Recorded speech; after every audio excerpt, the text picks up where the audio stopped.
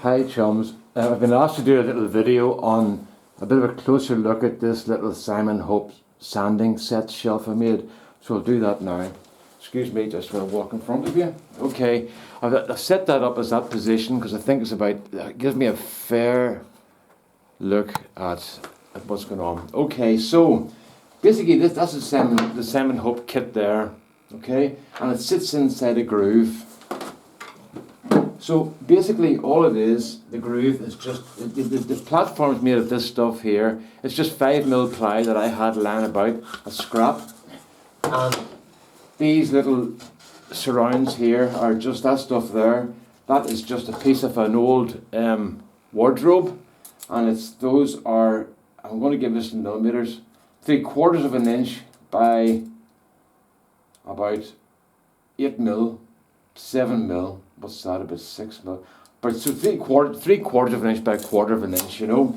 And all I did with those was I just set this thing on, and then I just offered them up, and I cut that one, and I cut the one at the back, and then I did the two on the sides, and I just left it in, and it's sitting there snug. Now it's not tight. I don't want this to move and maybe crack the box, but I also want to be able to get it out. But it's tight enough that when I put it up, it just sits there, and just keep a finger on it, and it comes down again. So it's just basically sitting there. So measurements for you. I've got a tape here in my pocket. Right. So the platform itself is, I'm going to give this in centimeters, 34 centimeters by 30 centimeters.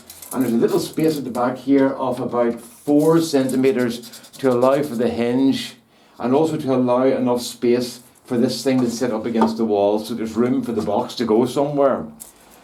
The back piece there is just a piece of, what's that there?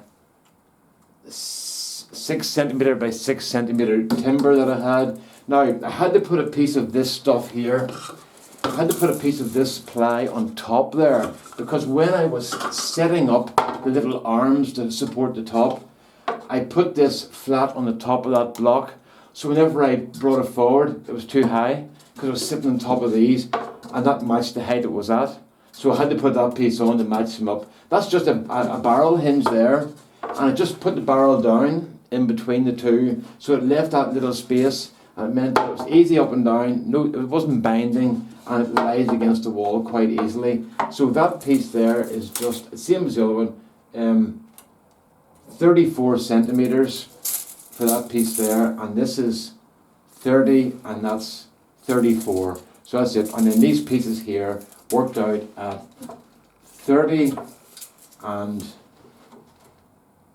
22 each, or just less than 22 each. So that's it, that's the top of it, and then the bottom of it is just two little flaps. Those are made from the bottom of a bed that we dismantled, and those were underneath it. This is about 15 years ago, I'm sure, and I thought those would look pretty good, and they are really, really strong. So I've been using those for a lot of things, and so those are just 16 centimeters by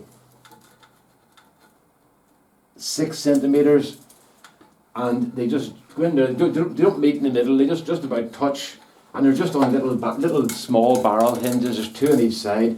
I don't need 2 on each side. I overestimated the weight of this, and then this little bar here is just goes in between, and it's 26 centimeters by 4 by 2.5, and that was just because I hadn't thought of put these on first, and I was going to let that support.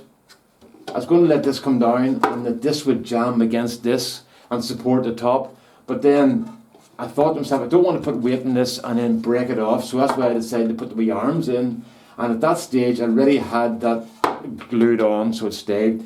These here are just little stops, so whenever I put this down, I can just pull that back, and the stops go into position. And that's all there is to it. It's a really simple project made with scraps, as you can see, and it works perfectly. And then you just take your lid off, and this is the back, and there's all your notation, and then just finish up and put it up against the wall. Bob's your uncle. So that's it done. So I hope that was useful to you folks. What I'm going to do now is, I'm just going to move this up here in this area. I'm going to actually put the Simon Hope tools up there, the sanding tools. There's not much point in having this set all very easily accessible and not be able to get the tools. So they're going to go up there next. That'll be a project for tomorrow maybe. Okay, so all the best. I hope you're all surviving this lockdown okay. I was talking to some people the other day, and I'm just going to pull this out back a wee bit and maybe stand in front of it. Yeah, I was talking to some people the other day, and I was saying that us woodturners are very lucky because we have a solitary hobby, so we're well used to being on our own. So it's not such a big deal for us to spend a lot of time on our own, and we actually see that as a big advantage. So we can count our blessings because a lot of people don't have this sort of hobby where they can go off and just entertain themselves for hours and days at a time. So be grateful, folks, for what you've got, you know. So that's where we are. The next thing will be these tools going up, so we'll do a wee video about that, okay? All the best now. Bye-bye. Thanks for watching.